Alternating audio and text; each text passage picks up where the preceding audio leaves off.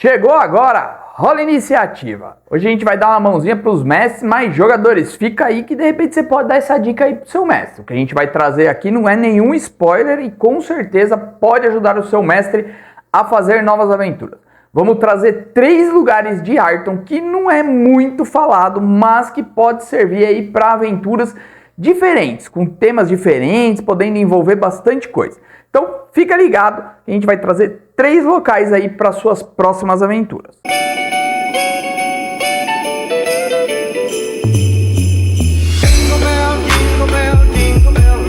Os 3 são bem diferentes um dos outros, então a gente vai conseguir aí trabalhar muita coisa que vai alternar dentro das aventuras. Além disso, o que tem? A atmosfera, tudo que tem em volta, que isso faz parte da aventura. Não adianta ter uma aventura onde nada acontece, ou que você não descreva a atmosfera, ou que ela seja sempre a mesma. Então a gente vai trazer algo que possa mudar drasticamente para os jogadores, e aí você vai ter que adaptar o que serve para cada campanha, ou você pode passar pelas 3, tá? Elas são meio longe uma das outras aí dentro de Arton, mas com certeza poderia dar aí numa campanha as 3 tá aparecendo. O terceiro ainda vai ser bem interessante porque ele dá um leque de possibilidades gigantescas para você. Só lembrando, pessoal, se você gostar do vídeo em algum momento, deixa um like pra gente saber que você gostou e se inscreva aqui no canal e vem fazer uma força aqui junto com a gente para alcançar os 10 mil mortos-vivos aí, os 10 mil zumbis que a gente quer. Então a gente tá sempre trazendo vídeo aí com conteúdo para ajudar a mesa de vocês. Primeiro lugar, Rizantor, Palácio dos Palácios. Quem não é familiarizado com a história não vai ter talvez nem ideia do que eu estou falando. Mas a gente está falando de um palácio que fica no reino de Allen, conhecido como como o reino da intriga, na verdade. Então lá tudo pode parecer uma coisa, mas na verdade não ser. Pode mudar bastante de uma hora para outra e quem é aliado vira inimigo, quem é inimigo vira aliado. Na verdade você nem sabe direito quem é quem. Além disso, o reino todo passa como uma grande atmosfera de festa. Então imagina algo tipo Nova Orleans, num carnaval, quando você viu um filme que tinha alguma coisa lá, ou mesmo algo como um carnaval aqui do Brasil, por exemplo, Salvador ou algo assim, você teria uma ideia de como é a cidade. Ela está sempre em festa porque isso pode disfarçar uma série de problemas. Enquanto a pessoa está se divertindo, ela não está preocupada muitas vezes com problemas, ou mesmo pode disfarçar negócios exclusos. Mas por que esse palácio? Porque ele é a grande chamariz do reino. Ele gastou dinheiro que do reino nem tinha para poder construir esse palácio e ele é gigantesco, ele é do tamanho de uma cidadela, podendo ter uma série de salas, uma série de ligações para mais diferentes usos. O que você quiser imaginar, esse palácio pode ter uma sala para isso. Então, uma sala de esgrima, uma sala de convivência, uma grande biblioteca, um salão enorme de festa onde pode estar ocorrendo uma festa e de repente a aventura ocorre ali, ou um assassinato ocorre durante essa festa e vocês precisam investigar. Além disso, como ele é muito grande, ele tem o Palácio Real, os palácios para as casas dos nobres, então cada nobre tem o seu palacete. Além disso, ele ainda tem um palácio da guarda, tá bom? Um local da guarda específica, além de ter artesões, uma série de outros tipos de empregados que pode assumir, além dele estar sendo constantemente reformado. Ele tem uma fachada muito bonita, com gárgulas, estátuas, que podem ou não ser vivos, tá? Então tem aí algumas dicas. Ele é maravilhoso, tanto que o sol reflete nos vitrais dele, é uma grande chamariz, assim. Mas qual é o ponto que eu quero chegar?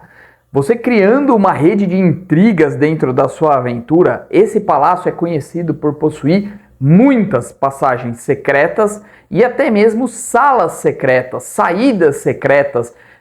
Pode ter armadilhas em determinados locais que não querem que eles sejam vistos ou sejam mexidos.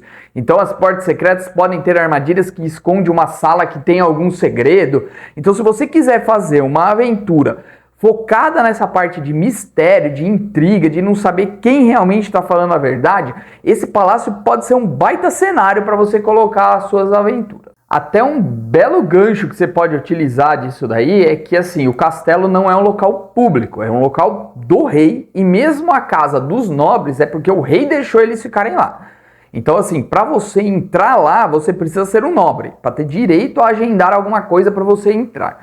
Plebeus, e a não ser quem trabalha no próprio castelo, não tem esse direito. Então pode ser uma entrada você se disfarçar de um funcionário ou substituir um funcionário. Pode ser uma opção para os jogadores.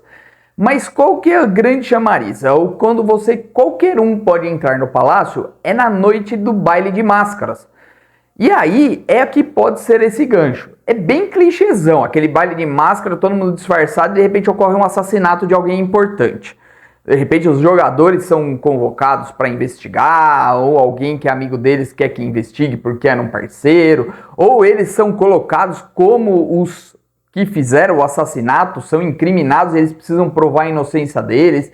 Então assim, tem muita coisa que pode ocorrer além disso, de repente essa entrada nesse baile de máscara ser o portal de entrada para a aventura toda que eles vão estar começando dentro desse reino.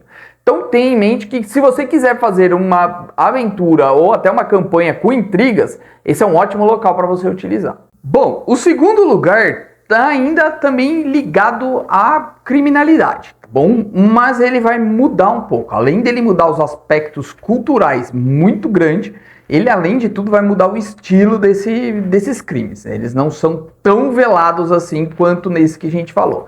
E talvez não sejam tão intrigas, seja uma coisa um pouquinho mais pesada. Eu estou falando da Cauda do Dragão, faz parte de Tamurá, bom, é um local, umas ilhas localizadas ao sul, foram antigamente conhecidas por ter pequenas vilas e não serem muito conhecidas, mas o crime organizado da ilha acabou se instalando no local. Além de ser uma rota marítima, facilitando bastante aí assaltos a navios que vêm do reinado para Tamurá, ele, além de tudo, foi considerado um local para eles poderem fazer seus negócios mais exclusos. O que eu poderia bolar? Além de você pegar toda a mitologia da Yakuza, da máfia oriental e aproveitar na sua aventura, que é até um dos pontos que eles colocam para você utilizar, não há uma grande descrição no livro, então ele deixa aberto você imaginar algumas coisas. O que eu imaginaria, por exemplo, nesse caso? Eu faria que, por exemplo, a ilha possui algum complexo, como se fosse uma cidade, muito bem escondida, não revelada, né, às autoridades que procuram lá os bandidos, ou as autoridades não se atrevem a entrar de repente, por ser um local muito perigoso e talvez tivesse que ter um grande confronto para uma entrada, é você fazer como se houvesse uma cidade ali do crime, tá? E qual que é a inspiração? Para quem é fã aí de Wolverine, X-Men, até mesmo alguns outros da Marvel já andaram passando por lá, a Ilha de Madripoor. A Ilha de Madripoor possui uma parte rica e uma parte pobre, mas tudo que há de errado existe nela. Não é às vezes tão escondido quanto em Allen. Allen seria uma coisa bem mais dá o tapa e esconde a mão. Então aqui já não. Aqui a Yakuza manda e é ela que dá as ordens. Você pode colocar um grande chefe da Yakuza ou algo assim, ou um grande inimigo que pode ser dos próprios jogadores. Você consegue desenrolar uma campanha inteira, de repente, aí ou ela pode culminar, né, a hora que eles têm que entrar nessa cidade e encontrar esse grande chefe da máfia, por exemplo.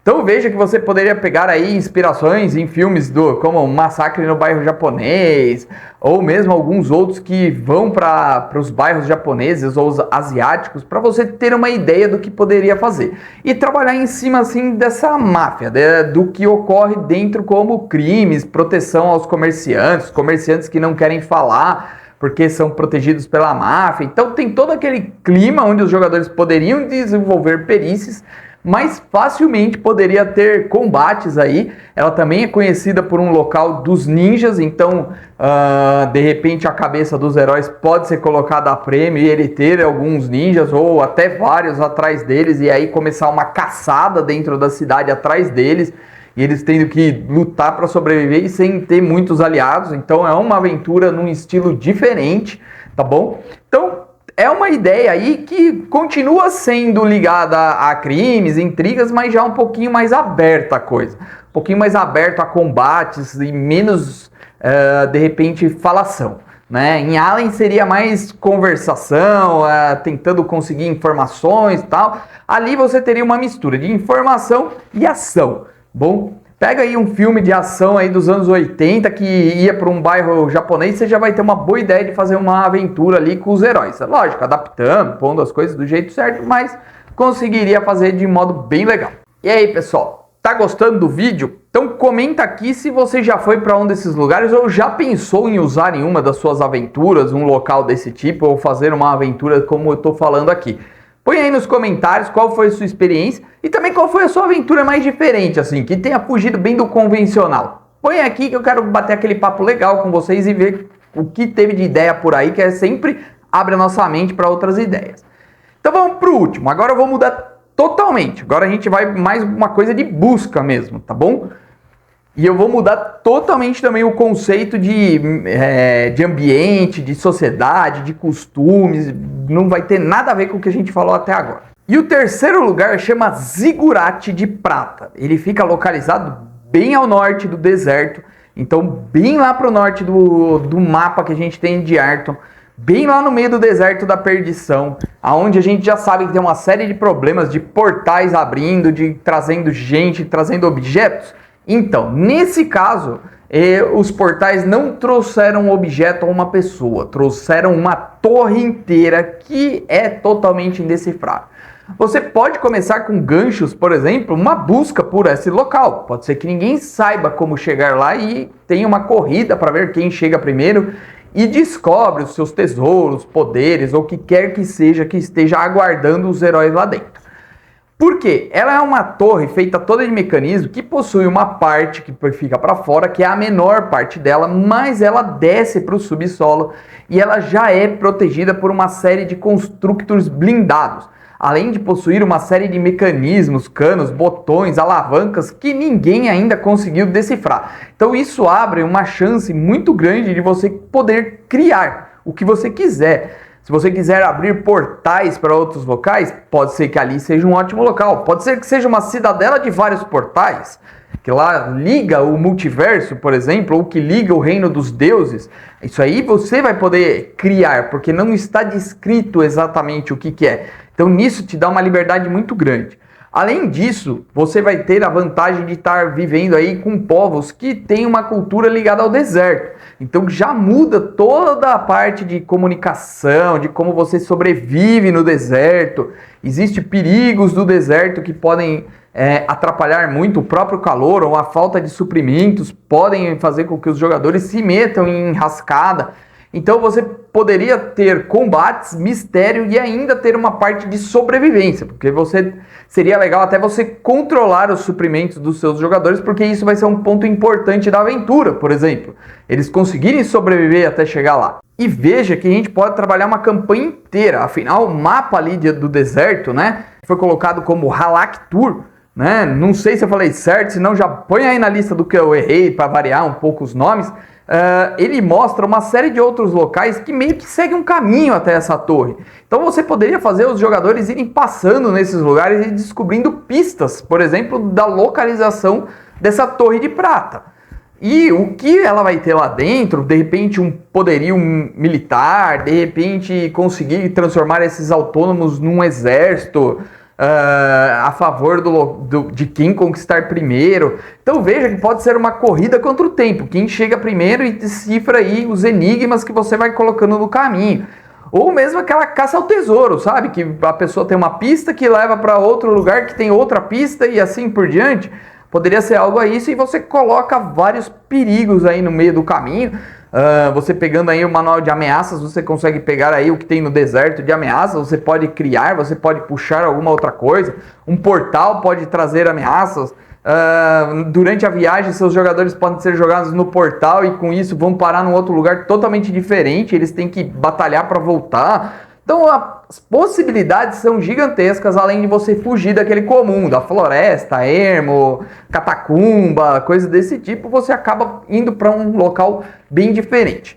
Mas me diz aí, o que você achou desses 3 lugares? Deu algumas ideias para vocês? Vocês já conseguiram imaginar alguma coisa para fazer com seus jogadores? Teve alguma ideia maléfica que você vai pôr aí em prática na sua mesa? Compartilhe aqui com a gente, só manda seus jogadores não virem olhar, né? Se você vai ainda utilizar. Ou se você já fez alguma coisa parecida com isso, conta aqui pra gente que a gente tá ansioso para poder ler e aí bater aquele papo gostoso. Beleza? Então, se você ficou até agora no vídeo e ainda não é inscrito no canal, se inscreve, aciona o sininho, vem fazer parte aqui da Legião de Mortos-Vivos. Estamos em busca aí dos 10 mil mortos-vivos e você vai fazer parte da nossa Legião com certeza. Espero que tenham gostado. Até a próxima e que rolem os dados!